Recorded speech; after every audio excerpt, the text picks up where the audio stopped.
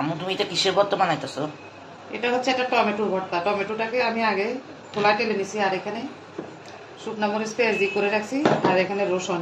এখন এটা দিয়ে ভালোভাবে ভর্তা বানাই, গরম ভাতের সাথে অনেক মজা খেতে। তোমরা তো কখনো খাও না, এই জন্য বুঝো না। যারা খাইছে তারা জানে অনেক অনেক মজা এই খাবারগুলো।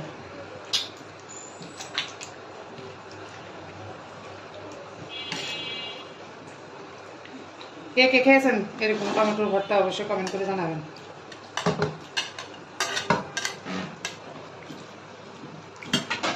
এই টমেটোর চাটনিটা গরম ভাতের সাথে কিন্তু কিন্তু অসাধারণ অসাধারণ, একদম সেই।